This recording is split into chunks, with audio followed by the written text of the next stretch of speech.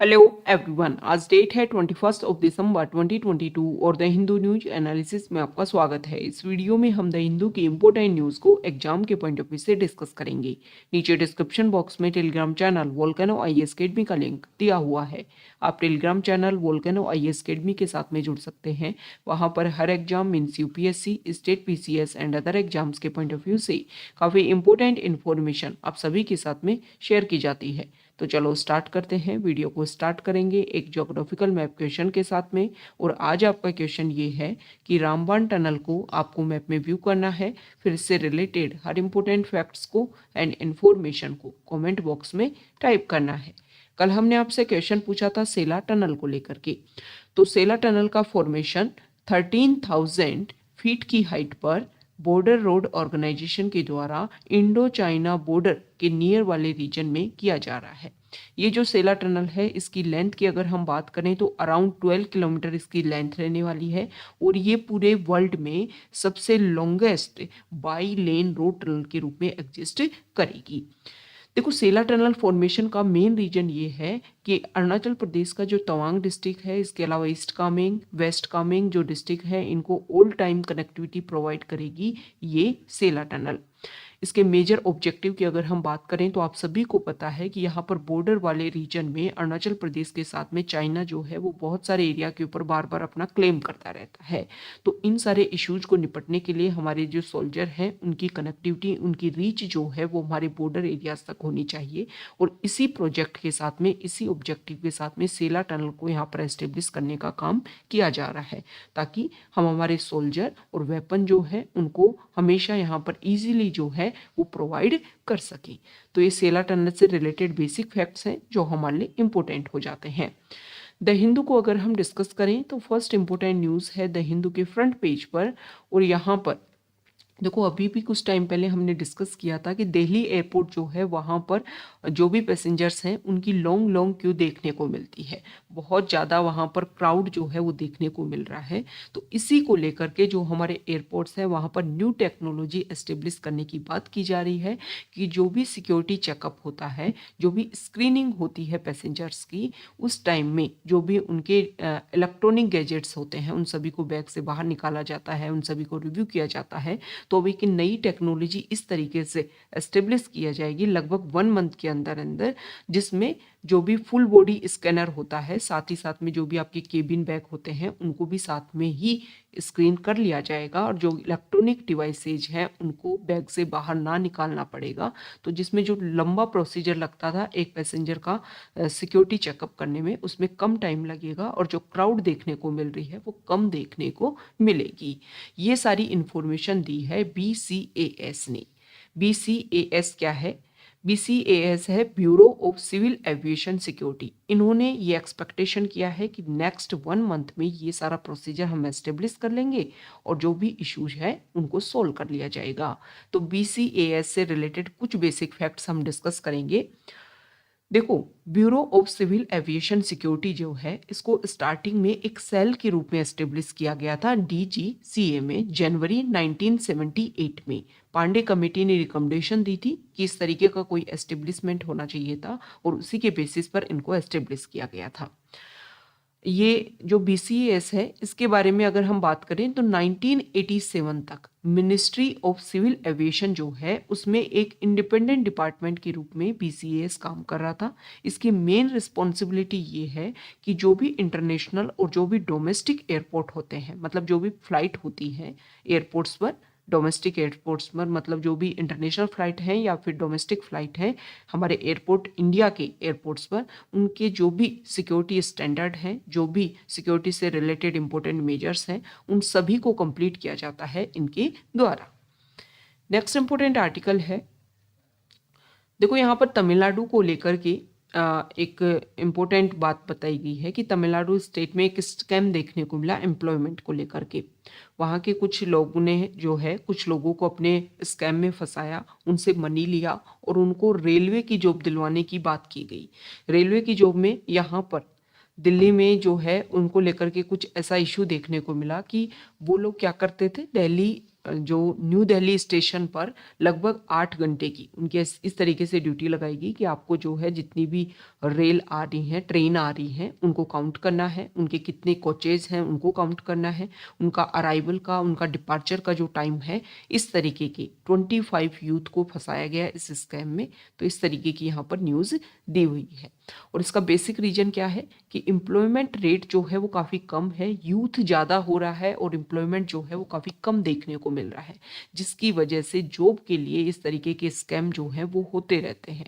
क्योंकि इस तरीके के ट्रैप में उनको फंसाया जाता है कि गवर्नमेंट जॉब आपको दिलवाई जाएगी, 2 लाख 3 लाख 5 लाख रुपए उनसे लिए जाते हैं और उनको जॉब दिलाने का प्रॉमिस किया जाता है और इसके बेसिस पर ही ये स्कैम जो है वो कंडक्ट होता है। तो बेसिक रीजन क्या है?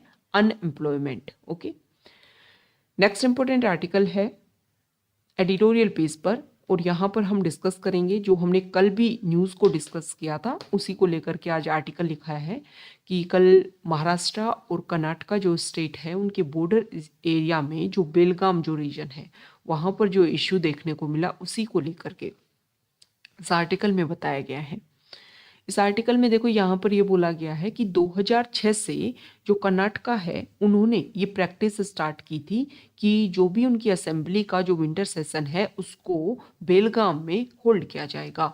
तो इसी टाइम में ये जो डिस्कशन, ये यहाँ पर जो मीटिंग चल रही थी, इसी को लेकर के वहाँ पर महाराष्ट्र से जो प्रोटेस्ट देखने को मिला वो इसमें एंटर करना चाह रहे थे। ओके, अब देखो जो महाराष्ट्र का यहाँ पर एक अदर इशू भी रखा है कि महाराष्ट्र जो है वो तेलंगाना के साथ में भी उनका कुछ इश्यू देखने को मिल रहा है, कुछ बॉर्डर एरियाज को लेकर के कर्नाटका के साथ में इश्यू देखने को मिल रहा है। कर्नाटका जो है वो भी कुछ क्लेम कर रहा है महाराष्ट्र के रीजन पर। सेम इसी तरीके से हमारे नॉर्थ ईस्ट वाले रीजन पर अगर हम देखें तो इंडिया के नॉर्थ ईस्ट में अदर स्टेट में भी बॉर्डर एरियाज को लेकर के इशू है। तो इस आर्टिकल में क्लियरली ये बोला गया है कि देखो इस तरीके से बाउंड्री जो है उनको आप कभी भी क्लियरली डिमार्क नहीं कर पाओगे कि अच्छा ये पर्सन जो है इस कल्चर से बिलोंग करता है तो इसको यहाँ पर शिफ्ट करो, इसको यहाँ पर शिफ्ट करो। तो यहाँ पर जो आर्टिकल है इसमें बोला गया है कि देखो कोऑपरेशन एंड कोऑर्डिनेशन के थ्रू जो है हम सभी डाइवर्सिटी और कल्चर का अगर हम रिस्पेक्ट करें तो इस तरीके के जो इशू है उनको हम सॉल्व कर सकते हैं। और जो भी ये अदर एरियाज को अदर स्टेट में एंटर करवाने की और एग्जिट करवाने की जो बात होती है, इन प्रॉब्लम्स को हम सॉल्व कर सकते हैं। नेक्स्ट इंपॉर्टेंट आर्टिकल है, राइटर जो है वो एक लॉयर हैं और उन्होंने अभी प्रेजेंट टाइम में जो इलेक्शन कमीशन को लेकर के जो इशू चल रहा है, देखो हमारे मेंस के जीएस पेपर 2 के पॉइंट ऑफ व्यू से इंपॉर्टेंट हो जाता है इलेक्शन कमीशन कि कौन कौन सी रिकमेंडेशन है, और क्वेश्चन पूछ लिया जाएगा कि क्या जो हमारे इस तरीके के जो कमीशन है उनकी इंडिपेंडेंसी बहुत ज़्यादा जरूरी है। तो हम यहाँ पर डिस्कस करेंगे कुछ अदर कंट्रीज़ के एग्जाम्पल के बारे में जहाँ पर इनको डेमोक्रेसी की 4th पिलर के रूप में माना जाता है और इनकी इंडिपेंडेंस को मेंटेन किया जाता है। तो अभी देखो इलेक्शन कमीशन का जो प्रोसीजर है, हमारे जो चीफ इलेक्शन कमिश्नर, जो हमारे इलेक्शन कमिश्नर उनके अपॉइंटमेंट की अगर हम बात करें तो उसको लेकर के इलेक्शन कमीशन को लेकर के काफ़ी ज़्यादा न्यूज़ में बना हुआ है। सुप्रीम कोर्ट में इसको लेकर के डिस्कशन चल रहा है कि देखो जो भी प्रोसीजर है उसमें ट्रांसपेरेंसी होनी चाहिए और ये जो कमीशन है इनकी इंडिपेंडेंस को मेंटेन किया जाना जो है वो बहुत ज़्यादा ज़रूरी है। राइटर ने बताया है कि अगर हम डेमोक्रेसी की बात करें, मॉडर्न डेमोक्रेसी की एक क्लासिकल अंडरस्टैंडिंग की बात करें तो 3 इंडिपेंडेंट विंग्स होती हैं, लेजिस्लेचर, एग्जीक्यूटिव और जुडिशरी। ओके, अब कोशिश ये की जाती है कॉन्स्टिट्यूशन में कि ये तीनों जो हैं वो इंडिपेंडेंट भी रहें, साथ ही साथ में इनमें चेक्स एंड बैलेंसेज भी बने रहें। इसमें इसके अलावा जो 4th ब्रांच इंस्टीट्यूशन होता है डेमोक्रेसी का वो होता है इस तरीके के कमीशन जिसमें इंडिपेंडेंसी मेंटेन की जाए। तो यहाँ पर जो राइटर है उन्होंने बोला है कि देखो इस तरीके के जो भी कमीशन है हमारे, उन सभी में अपॉइंटमेंट को लेकर के एक बात बोली जाती है कि प्रेसिडेंट को पावरफुल बनाया जाता है, लेकिन वो जो काउंसिल ऑफ मिनिस्टर्स हैं उनकी एड एंड एडवाइस के अकॉर्डिंग काम करेंगे। मतलब इनडायरेक्टली जो है वो एग्जीक्यूटिव को जो है वो इम्पोर्टेंट बना रहे हो, काउंसिल ऑफ मिनिस्टर्स को इम्पोर्टेंट बना रहे हो। मतलब गवर्नमेंट जो है वो पावरफुल है और फिर यहाँ पर जो ये 4th पिलर है इनकी इंडिपेंडेंस को मेंटेन नहीं किया जा रहा है। जैसे कि यहाँ पर एग्जाम्पल रखा गया है कि अगर हम साउथ अफ्रीकन और केनियन कॉन्स्टिट्यूशन की बात करें तो वहाँ पर जो 4th ब्रांच इंस्टीट्यूशन है जैसे कि human rights commission, election commission, इन सभी में इंटीग्रिटी इंस्टीट्यूशन के रूप में और इनकी इंडिपेंडेंस जो है उनको मेंटेन किया जा रहा है। हमारे इंडियन कॉन्स्टिट्यूशन में भी इंडिपेंडेंस तो है, लेकिन कंप्लीट इंडिपेंडेंस जो है वो नहीं है। अगर हम बात करें तो एक तरीके से पावर जो है वो एग्जीक्यूटिव के पास में यहाँ पर बनी हुई है। तो हम फोकस क्या कर सकते हैं, हम फोकस कर सकते हैं कि जो भी हमारे अपॉइंटमेंट्स हैं उसमें सिर्फ और सिर्फ गवर्नमेंट के पास में पावर ना हो, हमारी जो लेजिस्लेचर है उसका भी इसमें इंक्लूजन हो, जुडिशरी का भी इंक्लूजन हो और अदर एक्सपर्टीज जो है वो भी इसमें इंक्लूड हुए और इंडिपेंडेंट लेवल पर ये जो है वो काम करे और इन कमीशंस में अपॉइंटमेंट देखने को मिले। जैसे कि यहाँ पर कुछ केसेस की बात की गई है, तो साउथ अफ्रीका का एक केस है और उसमें इसी तरीके का रिजल्ट देखने को मिला था। South African constitutional court correctly noted in one of its landmark judgement true and functional independence is effectively impossible if the power to appoint rest entirely within a single individual office और entity. मतलब आप हमारे India में क्या है, executive के पास में power है, तो अगर आप सिंगल को पावर दोगे ना तो इंडिपेंडेंस को आप मेंटेन कर ही नहीं सकते हो। ऐसा साउथ अफ्रीका में एक कोर्ट में एक इम्पोर्टेंट केस में बात बोली गई थी। और हमारे इंडिया में तो सेम प्रॉब्लम है। जैसे कि अभी कॉलेजियम सिस्टम जो है उसको चेंज करने की बात की जा रही है कि जो जजेस हैं उसमें जो भी अपॉइंटमेंट है उस प्रोसीजर को चेंज किया जाना चाहिए, जिसमें जो भी अदर एक्सपर्टीज़ हैं या फिर गवर्नमेंट है इसका भी इन्वॉल्वमेंट होना चाहिए, ताकि जो भी ट्रांसपेरेंसी है उसको मेंटेन किया जा सके। तो यहाँ पर जो राइटर है उन्होंने इलेक्शन कमीशन के ऊपर फोकस करते हुए बोला है कि हमें उसकी ऑटोनॉमी को और इंडिपेंडेंस को मेंटेन करने की ज़रूरत है, और जो भी रिक्वायरमेंट है अदर कंट्रीज से जो भी हम एग्जाम्पल के थ्रू सीख सकते हैं, लर्न कर सकते हैं, उन सभी को हमें इंक्लूड करना चाहिए। नेक्स्ट इंपॉर्टेंट आर्टिकल है राइटर आर्टिकल रिलेटेड है इंडो पैसिफिक रीजन को लेकर के। राइटर जो है उन्होंने इम्पोर्टेंट फोकस किया है अभी चाइना का जो इन्वॉल्वमेंट देखने को मिल रहा है इंडो पैसिफिक रीजन में, उसी को लेकर के। तो यहाँ पर बताया गया है कि देखो क्वेड ग्रुप के थ्रू इंडिया यहाँ पर इंडो पैसिफिक रीजन को free and fair and open for all countries बनाने की कोशिश कर रहा है। चाइना भी अपनी तरफ से कोशिश कर रहा है, और चाइना ने लगभग 2000 के टाइम से, जब से उनकी इकोनॉमी बूस्टअप हुई, उसी टाइम से अपने जो भी इंफ्रास्ट्रक्चर है वो डेवलप करना स्टार्ट कर दिया। और फिर 2013 में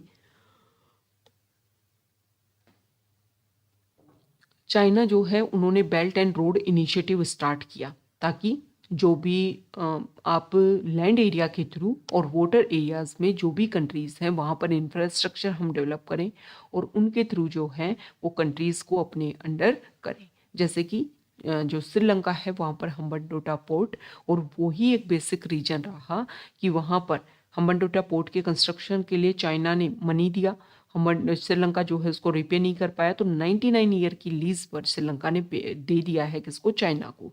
और यही बेसिक रीजन है कि युआन वांग 5 जो है वो टाइम टू टाइम उनकी वेसल जो है वो यहाँ पर अपनी जो एग्जिस्टेंस जो है उसको मेंटेन करके रखती है। इंडिया बार बार इसको लेकर क्लेम भी करता है कि हमारी जो सिक्योरिटी है उसको लेकर काफ़ी ज़्यादा इफेक्ट है, और आपकी जो रडार है, आप जो टेक्नोलॉजी इंस्टॉल कर रखी है, वो दूसरे कंट्री की जो भी सिक्योरिटी रिलेटेड प्रॉब्लम्स हैं या सिक्योरिटी रिलेटेड जो भी बेसिक प्रोसीजर है उन सभी को लेकर के आप बेसिक नॉलेज गेन कर सकते हो। तो इसी को लेकर के इंडिया बार बार क्लेम करता रहता है कि इस तरीके की वेसल जो है वो एंट्रेंस नहीं होनी चाहिए स्पेसिफिक किसी कंट्री के बॉर्डर एरियाज के पास में।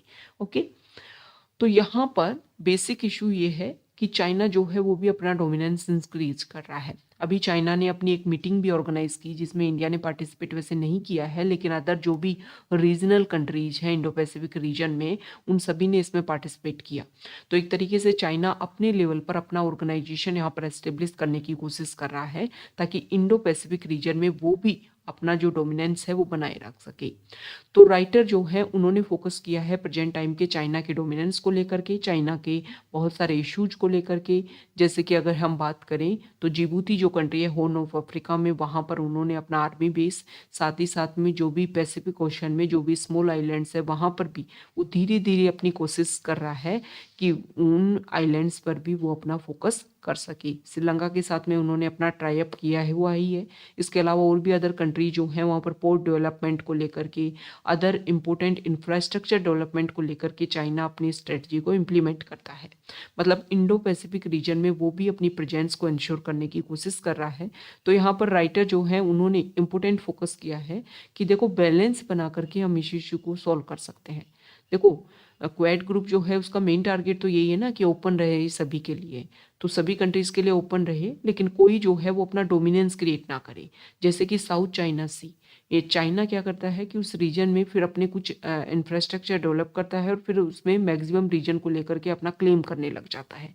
तो ये बेसिक इशू है जिसकी वजह से प्रॉब्लम जो है वो क्रिएट हो सकती है। लेकिन अगर बैलेंस बनाकर चलें तो जो जो भी प्रॉब्लम है या जो भी प्रोसीजर है उसको अच्छे से इम्प्लीमेंट किया जा सकता है। नेक्स्ट इंपॉर्टेंट आर्टिकल है टेक्स्ट पेज पर, और यहाँ पर अभी मॉन्ट्रियल डिक्लेरेशन जो हुई है बायोलॉजिकल डाइवर्सिटी को मेंटेन करने के लिए, कन्वेंशन ऑन बायोलॉजिकल डाइवर्सिटी की जो मीटिंग हुई है अभी मॉन्ट्रियल में, उसको लेकर के इस आर्टिकल में बताया गया है। तो देखो आपको ये बात ये ध्यान में रखनी है कि अर्थ की बायोडाइवर्सिटी को बताने के लिए ये सारा काम किया जा रहा है, और 196 मेंबर कंट्रीज में से 188 मेंबर कंट्रीज जो है उन्होंने कन्मिंग मॉन्ट्रियल ग्लोबल डाइवर्सिटी फ्रेमवर्क जो है उसको एक्सेप्ट किया है। और इस बायोडाइवर्सिटी फ्रेमवर्क में 2050 के लिए 4 गोल और 2030 के लिए 23 टारगेट जो है वो डिसाइड किए गए हैं ताकि बायोडाइवर्सिटी को सेव किया जा सके। अब बायोडाइवर्सिटी इम्पोर्टेंट क्यों है इसके बारे में यहाँ पर बताया गया है। देखो जो भी हमारा बायोडाइवर्सिटी है उसमें डिफरेंट टाइप की फूड वेब पाई जाती है, और सभी जो फूड वेब हैं वो एक दूसरे से कनेक्टेड है। मतलब एक स्पीसीज की लाइफ जो है वो इनडायरेक्टली कंप्लीट बायोडाइवर्सिटी को इफेक्ट करती है। और कल भी हमने जो आर्टिकल आया था उसमें डिस्कस किया था कि बहुत सारी स्पीसीज, फ्लोरा एंड फोना की बहुत सारी स्पीसीज जो है वो एक्सटिंक्शन लेवल तक चली गई हैं, और वो सभी बहुत ज़्यादा नेसेसरी हैं। तो इसी को ध्यान में रखते हुए जो बायोडाइवर्सिटी है उसको प्रोटेक्ट करने की बातें की जा रही है। यहाँ पर बात की गई है कि जो ट्रस्ट फंड जो है वो बनाया जाएगा, उसमें मनी जो है वो काफ़ी ज़्यादा आएगा, और उस मनी का यूज़ किया जा सकेगा फिर किसके लिए, जो भी पुअर कंट्रीज़ हैं, जो भी डेवलपिंग कंट्रीज हैं, उन सभी के लिए उनका यूज किया जा सकेगा। तो यहाँ पर बताया गया है कि 2030 तक अगर हम बात करें तो global diversity fund hopes to see at least $200 billion raised per year from all sources towards implementation of national action plan. In terms of international funding, developing countries should get at least $20 billion a year by 2025 and at least $30 billion by 2030 through contributions from developed countries. तो developed countries यहाँ पर contribution देंगे, और developing countries को 2025 तक तो per year $20 billion का support मिलेगा, और 2030 तक आते आते $30 बिलियन का सपोर्ट मिलने लग जाएगा। तो इस मनी का यूज किया जा सकता है किसी भी कंट्री के अपग्रेडेशन के लिए। यहाँ पर देखो फोकस किया गया है कि किसी भी कंट्री की जो जीडीपी है उसको इंक्रीज करने के लिए जो बायोडाइवर्सिटी है वो सबसे ज़्यादा उसको नुकसान हो रहा है।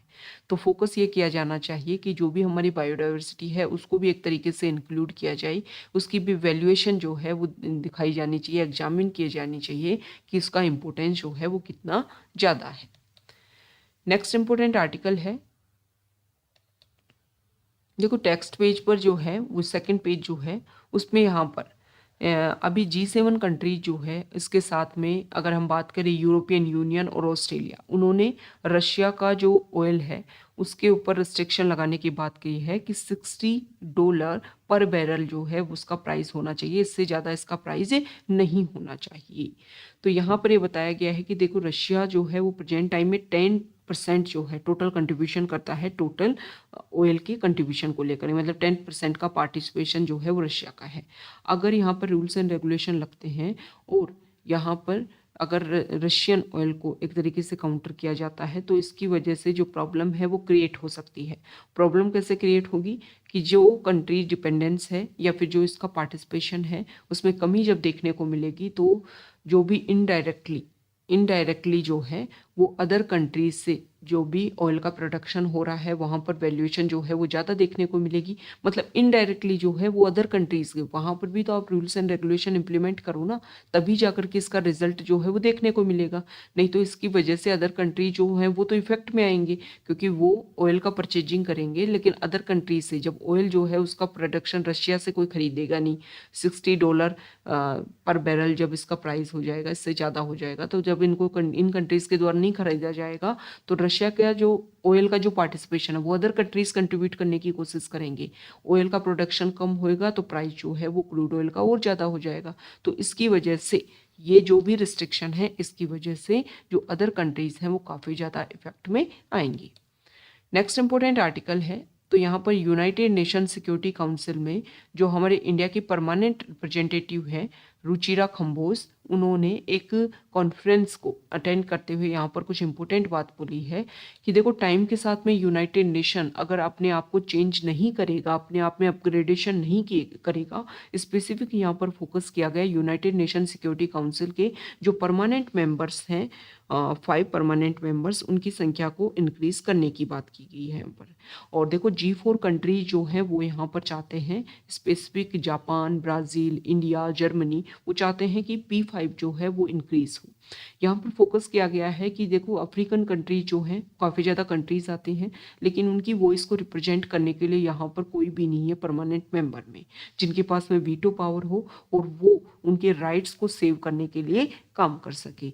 तो मेजर फोकस क्या है कि जो भी यूनाइटेड नेशन सिक्योरिटी काउंसिल है उसमें चेंज होना चाहिए। साथ में टेररिज्म को लेकर के यहाँ पर फोकस किया गया कि उस इशू को रेगुलेट करने के लिए यहाँ पर काम किया जाना चाहिए। नहीं तो पूरे वर्ल्ड में जो भी अदर ऑर्गेनाइजेशन है, जैसे कि G20 एंड भी अदर जो भी अदर इम्पोर्टेंट ऑर्गेनाइजेशन है, वो एक तरीके से अपने आप को इन सारे इशू के बेसिस पर, इन सारी प्रॉब्लम के बेसिस पर अपने आप को क्या करेंगे, अपग्रेड कर लेंगे, जो एक तरीके से यूनाइटेड नेशन के लिए रिप्लेसेबल हो सकता है। तो फोकस किया जाना चाहिए यूनाइटेड नेशन को अपने आप को अपग्रेड करने के लिए, टाइम के साथ में अपने आप को चेंज करने के लिए।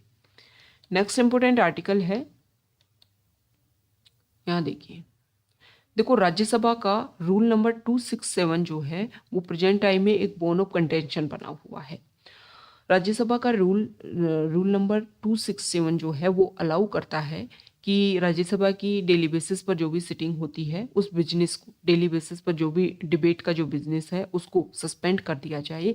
स्पेसिफिक कोई भी जो मेंबर है, मेंबर ऑफ राज्यसभा, उस चीज़ के लिए बोल सकता है कि आज सस्पेंड किया जाए, रिप्रेजेंट टाइम में ये मेजर इशू है, इसको जो है वो आप क्या करो, रेगुलर करो, इसके ऊपर जो है वो डिस्कशन किया जाए। तो यहाँ पर बताया गया है कि ट्यूसडे को 6 such notice were declined by chairman Jagdeep Dhankhar. मतलब इस तरीके के नोटिस जो हैं वो डाले गए कि जो डेली बेसिस का जो बिजनेस है उसको सस्पेंड किया जाए और फोकस किया जाए किसके ऊपर, जो भी मेजर इशू है। तो यहाँ पर इंडो चाइना बॉर्डर इशू जो है उसको डिस्कस करने की यहाँ पर बात की जा रही थी। ओके, तो यहाँ पर तृणमूल कांग्रेस के जो मेंबर हैं उन्होंने ये बात रखी, लेकिन इसको रिजेक्ट कर दिया गया चेयरमैन जो है, हमारे जो वाइस प्रेसिडेंट है, उनके द्वारा। और आप सभी को पता है कि राज्यसभा के चेयरमैन कौन होते हैं, जो हमारे वाइस प्रेसिडेंट होते हैं। तो यहाँ पर बताया गया है कि 1990 से 2016 के बीच में अगर हम बात करें तो ऐसे 11 इंस्टेंस देखने को मिले हैं when this rule was invoked for various discussion. Okay, तो ये रूल नंबर 267 जो है वो इम्पोर्टेंट हो जाता है। डायरेक्टली रूल नंबर 267 दे करके 3-4 जो ऑप्शन जो है वो आपको दिए जाएंगे और पूछ लिया जाएगा कि ये किससे रिलेटेड है। नेक्स्ट इंपॉर्टेंट आर्टिकल है फॉरेन पेज पर, और यहाँ पर अफगानिस्तान जो है वहाँ पर तालिबान, आप सभी को पता है, रूल कर रहा है। और देखो, 1996 से 2001 के बीच में जो तालिबान का रूल रहा था अफगानिस्तान को लेकर के, उन्हीं पॉइंट्स को लेकर के अफगानिस्तान फिर से यहाँ पर काम कर रहा है। तो तालिबान ने एक ऑर्डर जो है वो रिलीज़ किया है नेशन वाइड पूरे अफगानिस्तान को लेकर के कि जो भी यूनिवर्सिटी में जो भी अफगानी गर्ल स्टडी कर रही हैं उन सभी के ऊपर रिस्ट्रिक्शन लगाए जाएं। तो एक तरीके से विमेन के राइट्स को लेकर के, गर्ल्स के राइट्स को लेकर के और चिल्ड्रन के राइट्स को लेकर के फिर से जो भी उनकी रिस्ट्रिक्टिव और जो भी उनकी पॉलिसीज हैं वो फिर से इम्प्लीमेंट हो रही हैं। तो तालिबान ने यहाँ पर अश्योर किया था कि वो पूरे वर्ल्ड में जो रूल्स एंड रेगुलेशन है उन्हीं के अकॉर्डिंग अपने रूल्स एंड रेगुलेशन जो है वो इम्प्लीमेंट करेंगे। तो अगर इस तरीके का रिस्ट्रिक्शन देखने को मिलता है तो उनकी जो पॉलिसीज है वो तो टाइम के साथ में चेंज नहीं हुई है। तो ये आज का हमारा द हिंदू न्यूज़पेपर का डिस्कशन था। अगर आप यहाँ तक आए हैं, वीडियो आपको अच्छा लगा है तो प्लीज़ वीडियो को लाइक कीजिए, शेयर कीजिए और चैनल को सब्सक्राइब कीजिए। Okay, thank you.